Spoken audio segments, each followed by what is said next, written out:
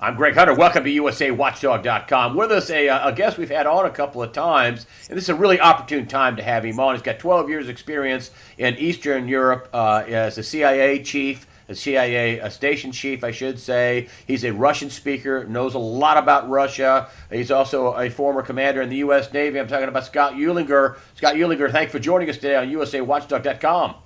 Great to be back again, Greg. Thanks. I wanted to talk about. You said something in the pre-interview that when they start telling you there's no deep state, you should worry. I mean, what is going on with a incoming president and an outgoing president, unparalleled in U.S. history? Correct, but you have some thoughts about that. That's right. Yeah, the deep state's a Turkish term that we've adapted for our own, but in some ways it's largely true. We have to remember that we talked. There's been a lot in the press about Obama era appointees, and they've all been removed and sent away.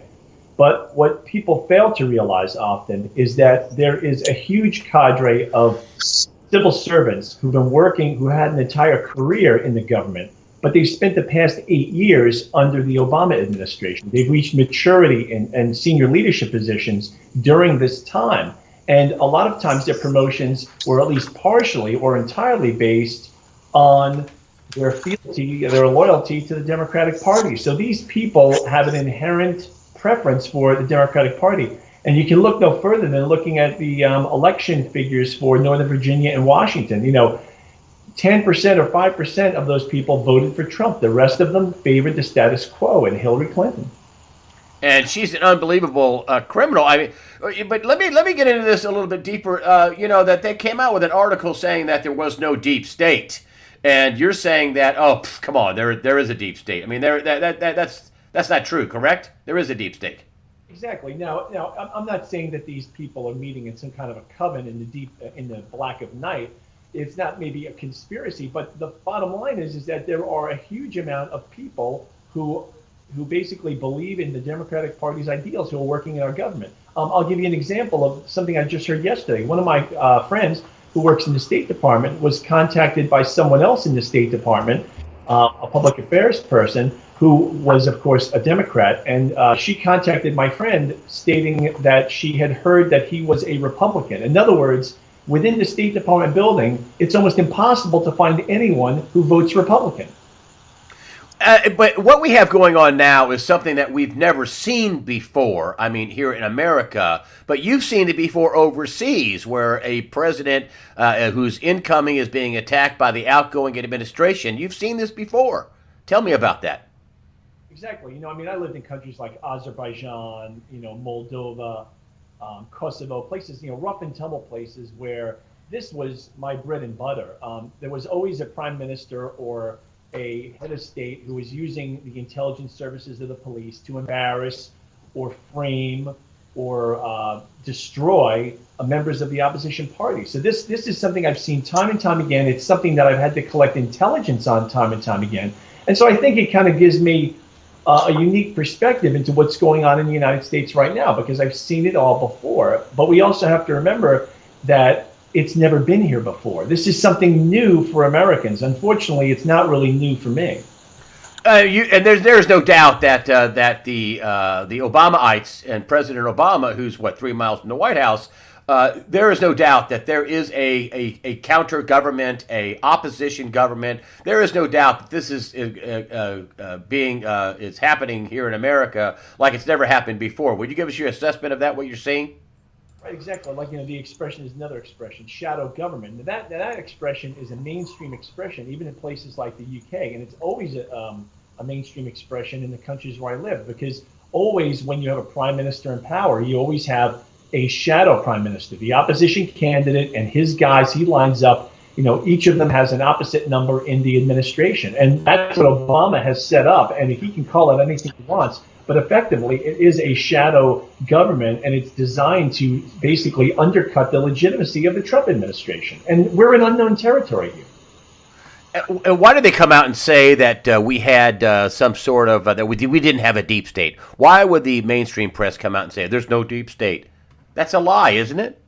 Right, it is, and it would be because the people who are because you have to understand these people, the bureaucrats who dominate the government, who have a democratic mindset, who are opposed to the Trump administration, they are attached at the hip to many of the figures that are in the press, right? There's a lot of times a rotation that goes on. Senior government officials in Democratic administrations then rotate to be senior people in the media, whether it's the print media or television media, and so they depend on the status quo to function, to continue to function. And so, of course, the people who write the articles in the mainstream media are going to say that they don't exist. But the more the Beltway insists they don't exist, the more suspicious I become. And how does this end? What does Trump have to do to shake this off? I mean, is this going to be what's going to be going on his entire administration? The press tried to stop him, they couldn't, and they're trying to destroy him now. Are they going to be able to do that? It's gonna be a long slog. It's gonna be a continuous struggle. He's going to have to, and this is going to be very delicate, and the press will be all over for it.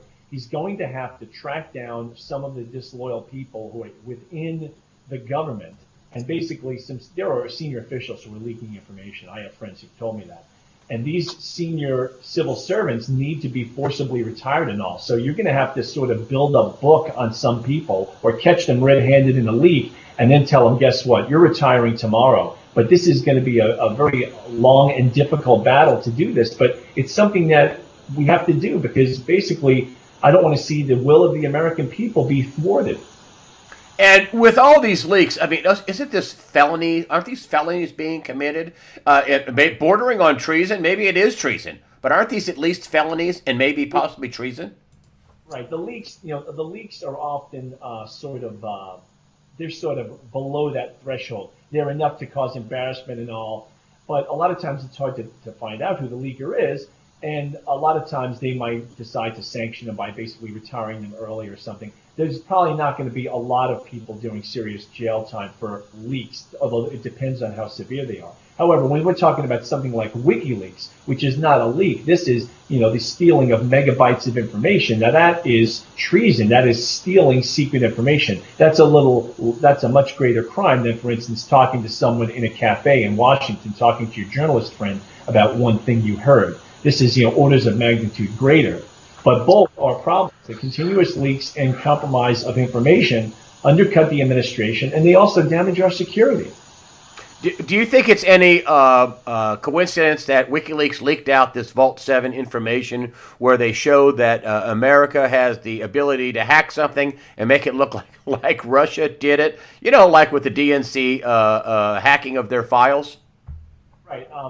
That's called like a false flag, and that can be done in human intelligence as well as in the electronic battle space, shall we say. But I think that this is more of a happy coincidence, if you want to call it happy. The fact that the Vault 7 information is all dealing with the way the agency conducts cyber warfare. That was just a piece of that.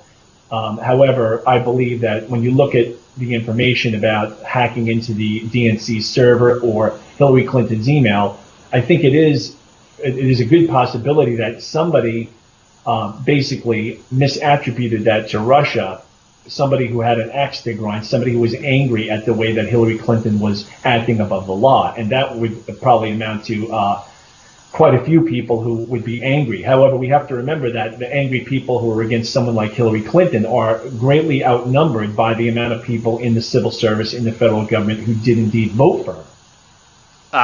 Okay. You also, Michael Hayden, the former CIA director, he came out in his book, said he'd rather have Hillary Clinton. I mean, she had a global charity fraud.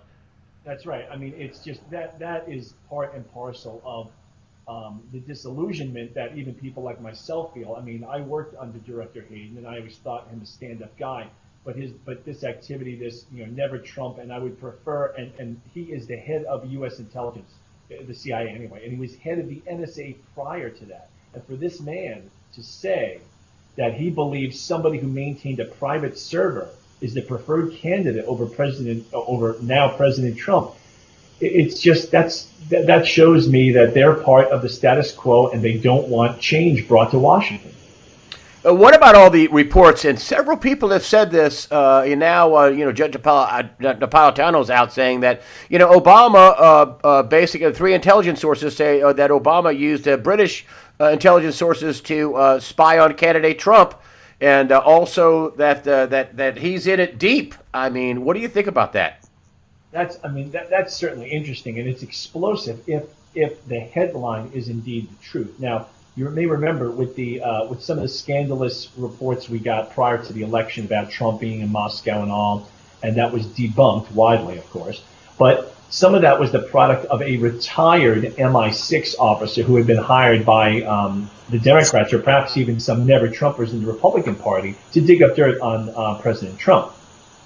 However, he was a former member of the British intelligence service MI6. Now, if this headline is indeed true, and the British government is complicit in something like this, I mean, that is, of course, explosive. Although I'd like to read more about this, because one would think that the British intelligence service would be more clever than to, like, for instance, honor this request. If indeed this request was made by the Obama administration. Well, made by Obama. Napolitano says it was made by Obama.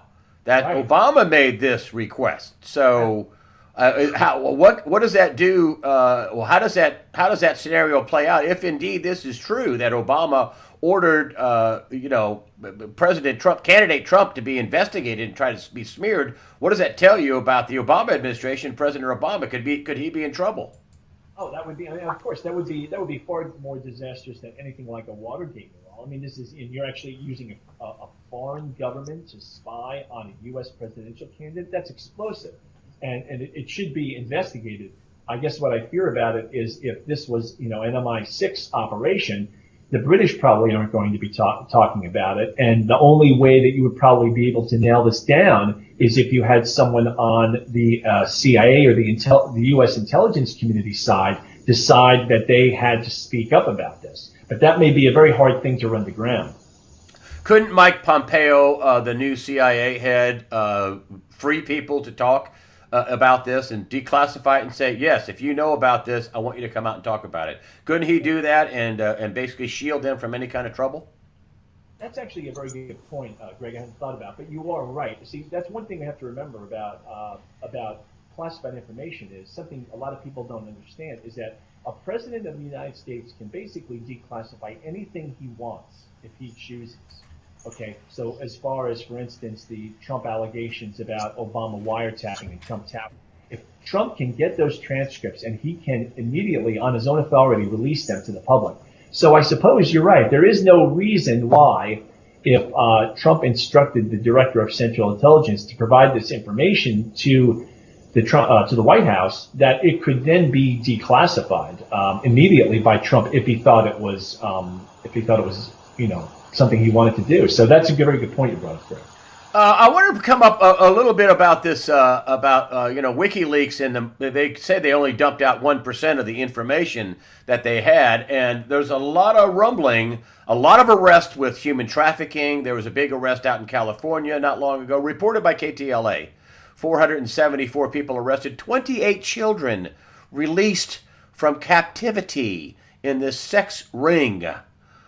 Is there going to be some big pedophile revelation coming down the pike here, in your estimation? That's a really hard thing. That's a really hard thing to say, Greg. I know some people certainly have alleged that on the internet. Well, I mean, there are real arrests, though. There are real reported arrests. Town Hall did a thing about why the mainstream media was covering up. They had 1,500 arrests since President Trump came into power. 1,500, and one of them was 474 in Los Angeles. In, I think, the beginning of February.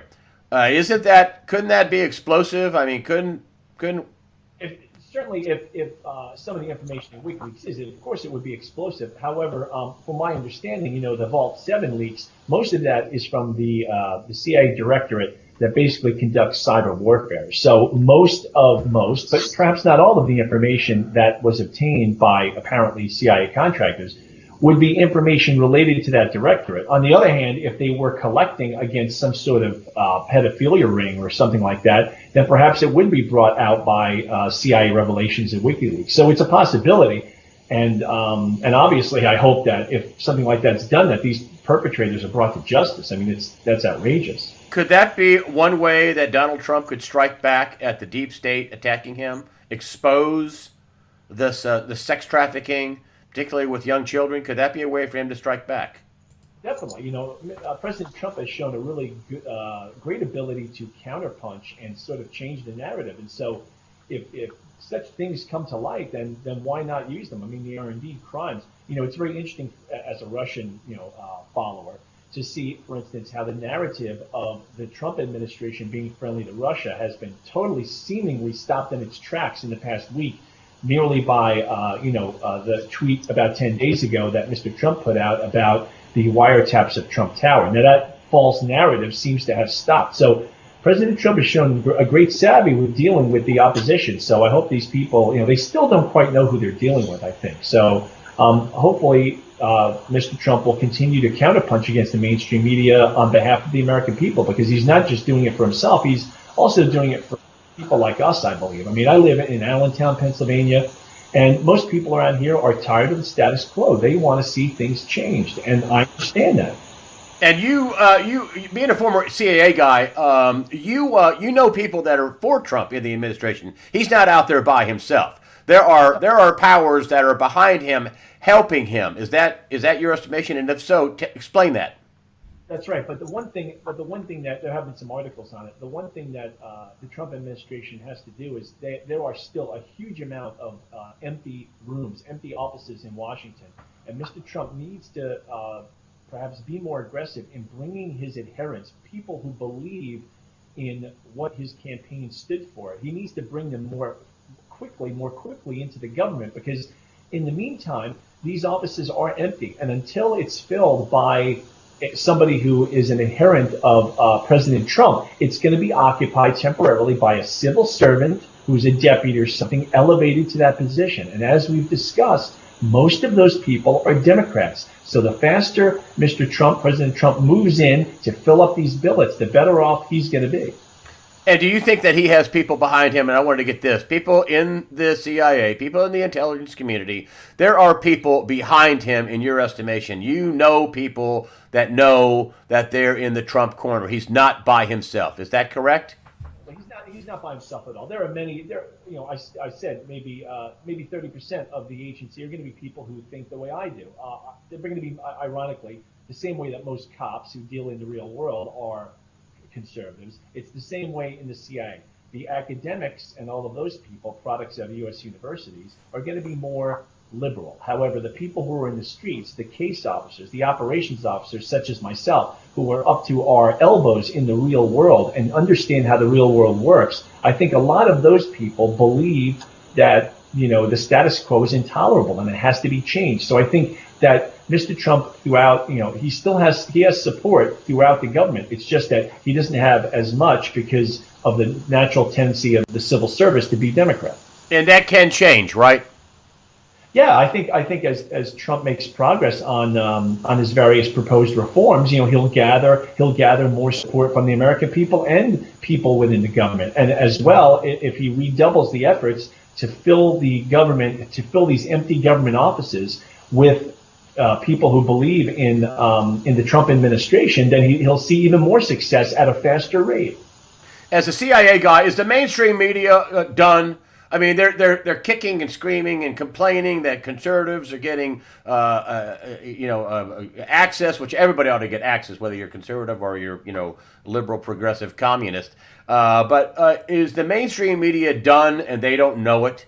They are dying and they are complaining and they are less relevant now than ever. I mean, Bush 43 told Matt Lauer that, well, you guys aren't as powerful as you used to be. In your estimation, as a CIA guy that collects intel, is the world changing in the terms of media and the mainstream media losing its power? It is. There's no question. You see not only the same thing happening in America, you see the same thing happening in Europe. I mean, the rise of these alternate parties in the Netherlands, in France, and even in Germany are showing that the average person is getting increasingly disenchanted with the narrative that's forced down their throat by their governments and by mainstream media. And I think they are also rejecting this. So this is like a worldwide movement. And I know that the president of Hungary, who is greatly sanctioned within the European community because he merely wants to cut down, he doesn't want a bunch of refugees flooding Hungary. And for this, he's excoriated. He has said, and I believe that he's right, that this is a worldwide sort of revolution, a rejection of the status quo. And I think that the rest of 2017 promises to be a pretty tumultuous year in terms of a lot of things. And I think we could see some big changes coming down as we exit this year. Scott Uehlinger, do you think that Le Pen will win, that Geert Wilders will win, that Merkel will lose? Is that what you're talking about? Yeah, I think Geert Wilders has got a very good chance now. Especially the last couple of days, we've had an explosion of Turkish rhetoric against the Netherlands, and that's of course only going to help Geert Wilders and his platform. That the Netherlands has simply let too many of these people in who don't embrace our culture and our values.